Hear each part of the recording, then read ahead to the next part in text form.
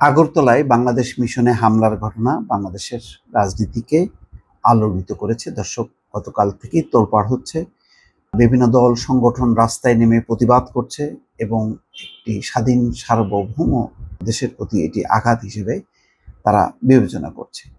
আজকে দুটি বক্তব্য এসছে বিএনপির প্রধান দুই নেতা তারেক রহমান এবং মির্জা ফখরুল ইসলামের পক্ষ থেকে। তারেক রহমান দেশবাসী ও সমর্থকদের সংযমের আহ্বান তারেক রহমানের, অর্থাৎ এই ঘটনায় দেশবাসী এবং সমর্থকদের সংযম প্রদর্শন করার অনুরোধ করেছেন। অন্যদিকে মির্জা ফখরুল ইসলাম আলমগীর বলছেন, আগরতলায় বাংলাদেশ মিশনে হামলা জেনেভা কনভেনশনের বরখেলাপ। দেখি ভারপ্রাপ্ত চেয়ারম্যান কি বলেছেন।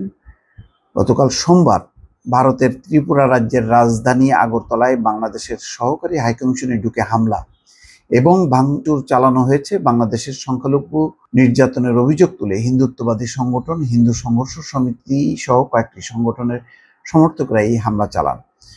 সহকারী হাইকমিশনে হামলার খবরে সোমবার রাতেই ক্ষুব্ধ প্রতিক্রিয়া জানিয়েছে বাংলাদেশ।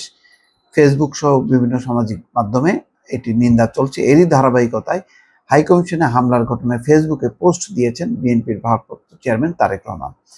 ফেসবুক পোস্টে তারেক রহমান বলেন, স্বৈরাচারী শেখ হাসিনার পতনের পর থেকে কিছু ভারতীয় মহল থেকে বাংলাদেশের বিরুদ্ধে গণমাধ্যমে উস্কানিমূলক মন্তব্য ও রাজনৈতিক বক্তব্য বাড়ছে।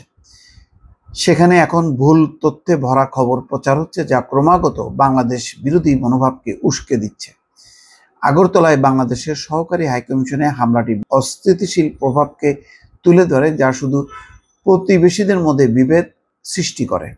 তিনি আরো বলেন, আন্তর্জাতিক সম্প্রদায়কে অবশ্যই স্বীকার করতে হবে, প্রায় 20 কোটি জনসংখ্যার একটি অস্থিতিশীল বাংলাদেশ কোনো দেশের স্বার্থে নয়। হাসিনার ক্ষমতাচ্যুত হওয়ার কারণ কি, তিনি ভারতে পালিয়ে যাওয়ার পর থেকে বাংলাদেশে কি ঘটছে এবং কেন কোনো বিশেষ ব্যক্তি বা রাজনৈতিক দলের বাইরে গিয়ে বাংলাদেশ ও ভারতের মধ্যে জনগণের মধ্যে সম্পর্ক স্থাপন করা অপরিহার্য, বস্তুনিষ্ঠভাবে বোঝা গুরুত্বপূর্ণ। পোস্টে একই সঙ্গে আগরতলা ঘটনাকে কেন্দ্র করে বাংলাদেশে যেন সাম্প্রদায়িক সম্প্রীতি বিনষ্ট না হয়, সেজন্য দেশবাসী ও সমর্থকদের সংযম প্রদর্শনের আহ্বান জানিয়েছেন তিনি বলেন, বাংলাদেশ অনেক চ্যালেঞ্জের সম্মুখীন, কিন্তু আমরা মূলত ধর্মীয় সম্প্রীতি এবং আঞ্চলিক সার্বভৌমত্বের দেশ ছিলাম এবং থাকব, যেখানে জাতি ধর্ম নির্বিশেষে প্রতিটি নাগরিকের অধিকার ও স্বাধীনতা সুরক্ষিত থাকবে। তারেক রহমান বলেন, আমি আমার সহকর্মী বাংলাদেশিদেরকে সর্বোচ্চ সংযম প্রদর্শনের জন্য এবং কোনো উস্কানির শিকার না হওয়ার জন্য অনুরোধ করছি।